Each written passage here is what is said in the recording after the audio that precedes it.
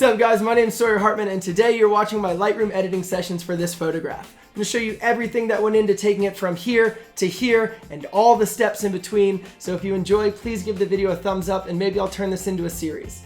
But first, let's just get on with the editing.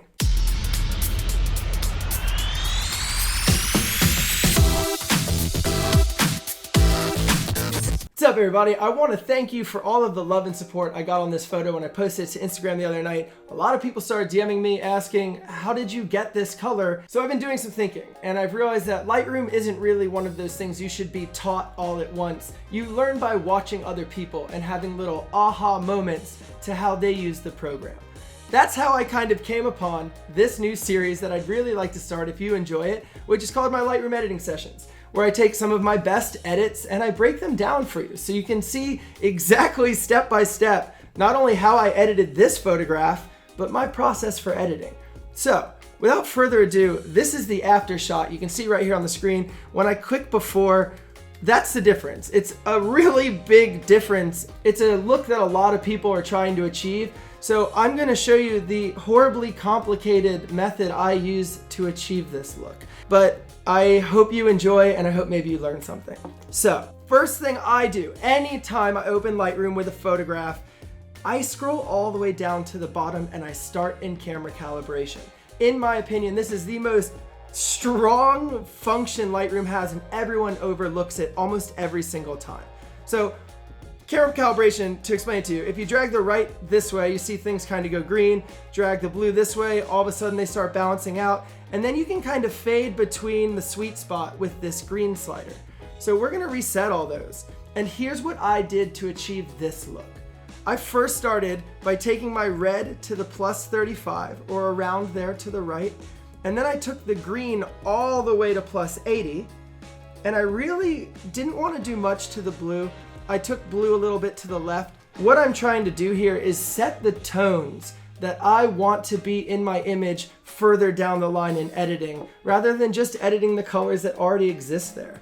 So what I'm gonna do is also take the saturation up 45 under the red, because I really wanna bring in saturation to the skin tones.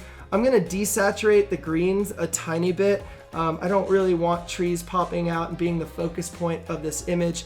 And then I can leave blue alone. This is the before, this is the after. It's very subtle, but the skin color is the color that I want it to be, and the sky is the color I want it to be. I didn't do it in hue and saturation. I didn't do it with color temperature. I did it all in camera calibrations, and you should be as well. Next, what we're gonna do is go up to the actual curves. This is probably the second most powerful tool within Lightroom. You're gonna start with RGB curves, which is this guy. I don't really wanna add any contrast, so what I'm gonna do is make what I call a sloping curve, which looks like this. It didn't really add any saturation. All it did was kind of fade the image a little bit so that it looks like old film. You can do it other places, but this is where you should be doing the majority of your contrast and color work, is in the actual color curves. No one knows how to use them, which is why they use other sliders, but if you can figure it out, this is really going to make your photos set apart from everyone else. Next thing I do is go to red. Now, what we're gonna do is create what's called an S curve.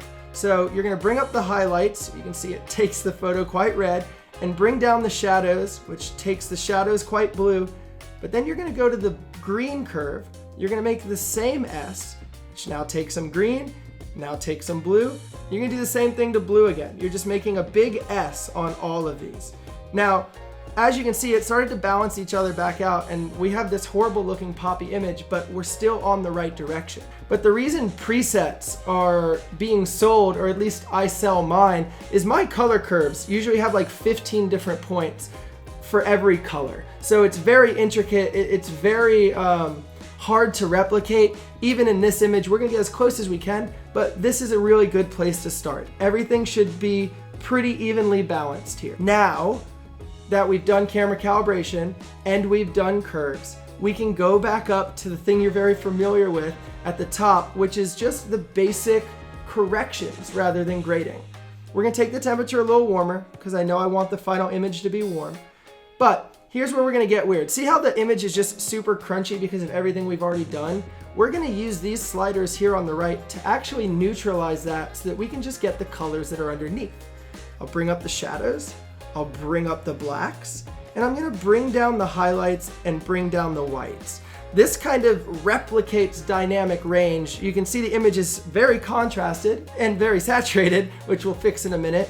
But if you start looking at the before and after, it's really allowing the image to have a lot more range, a lot more colors, and kind of this film feel that we've been going for. So once we're done up here in these local adjustments, which shouldn't be too much of your edit, we can actually also bring down the saturation a little. But next thing we're gonna do is go down here to HSL, it's called, and it's hue, saturation, and luminance. And it's this box right here. Now the hue is the actual tint of the colors in your image. So if we grab this orange hue slider and take it one way, our guy turns red, and we take it the other way, he turns green. Saturation is the amount of color that's being in your image. Like if you take down blue, see all the blue goes away? It's very straightforward. And luminance is the actual brightness. So if you bring luminance all the way up, it brings the brightness of the blues all the way up. So the first thing we're gonna do here, and you should do every time, is go to saturation. You're gonna take everything down. Take it way down. Don't even worry about where you're taking it down. But look what it did to the image. Now we can actually start to see the photograph that was underneath. Now we can also start to choose where we want to bring color back into the image. Obviously, we need color to come into his skin tones. So we'll bring up red and orange, and we'll make sure they stay somewhere safe. You can see his thighs getting a little orange, but we can fix that later. I'm gonna leave the greens pretty far down. I don't want any bushes popping out in the background. Can bring blues back up. I don't want it to be too distracting in the sky. But yeah, that's starting to look like an image that we can recognize. We'll go to hue, we'll grab orange, and let's just look. We'll slide back and forth, wiggling it around. Right there is a skin tone that I'm quite happy with. So what we'll do is kind of just go down a little. I like a little bit of a warmer skate wheel. It looks pretty nice. And then we'll leave green, we'll leave aqua. Blue, I don't really think we should change blue. We should leave it right about here. We can change it in other ways. We already did it in camera calibration. That's everything for hue because there's no purple or magenta in this image. And then we'll go to luminance. Now in luminance, I definitely look at an image and eyeball and go, what's too dark here? And his sock is too dark. So we can grab the blue, come up on the sock. You gotta always play around to figure out what, there it is. For some reason it thinks it's purple. So we'll bring that up and we'll just start balancing out the image so that nothing really jumps out at your eye that you don't want jumping out. Now, what we'll do, now that we're done with hue, saturation, and luminance, we can go right down here to split toning, which is something no one ever uses, and you should. The idea of split toning is to color just highlights or just shadows, but I'm gonna leave highlights alone, and I would like the shadows in this image to have a natural blue tint. So I'm gonna drag my slider. Oh yeah, I put my saturation at 15, and that's just gonna give us, you can see it just introduced a little bit more blue into the shadows. That's the extreme. But we just go to 15 or so, just so that the tint and hints of it are there. You don't need the whole image to be very dramatic. Image is looking actually really, really well. Let's start tweaking. This is the fun part. We're gonna go back up to the color temperature here at the top. And I'd like the image to be warmer. I wanted this like old school skate feeling, so let's bring it warmer. I really like that, but the skin's way too orange. Easy, we'll go back down to HSL and let's lower the saturation in the skin only. Just by doing orange and red. Maybe jump back down to camera calibration and see if there's any final tweaks we need to make. And is there anything we want to change? Maybe the blues. See, that's the extremes.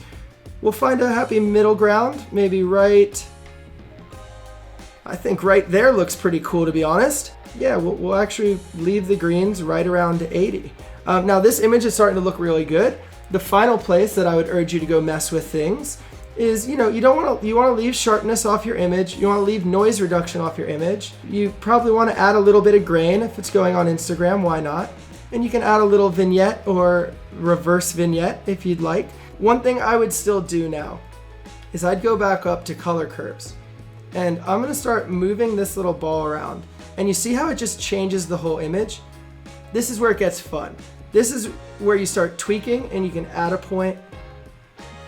Curve that off, that's nice. It's almost like a little bluish. Is there anything we want to change in green that makes it too purple? I really like this little tint it's putting right down here. That looks great. And on the red top, we'll just bring that back up to add a little warmth to the image. And then the only other thing you might want to do is you could grab a little radiant filter from up here, drag it in from the top, and then like it already had ready for me, just because there's a little darkness in the sky, you can just bring up the exposure a little, pump in some brightness. You can even color it, make it a little warmer like the sun's coming through. You know, whatever you want to do. I feel like Bob Ross. It's just happy trees. So this is the after. That's the before.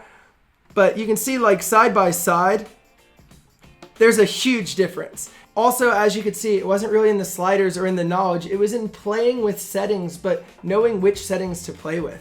This type of color is extremely hard to replicate. As you can see, even with my notes written down and me having done this hundreds of times, it took me a good 10 minutes just to get through this edit. That's literally why I made my Leica Looks preset pack. This exact color is built off my Portra 400 preset, which is my absolute favorite preset. I use it on everything. But the color curves in that preset have like 15 points each. So it's extremely hard to replicate. I actually made the preset originally just for myself to have so that I could have consistency with my photos.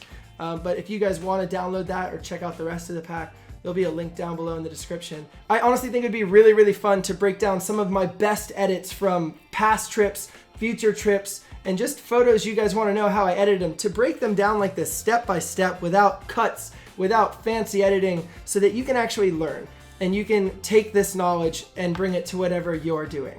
Also, if you want to share your work with me, my Instagram's just Sawyer Hartman, and I post every single Tuesday, Thursday, Saturday there, and I post a brand new video every Sunday here if you'd like to subscribe. But other than that, I really hope you guys enjoyed, and I love y'all. I'll see you next week, and before you go, remember, stay motivated, stay inspired, and never stop creating, and I'll see you guys next Sunday. Peace.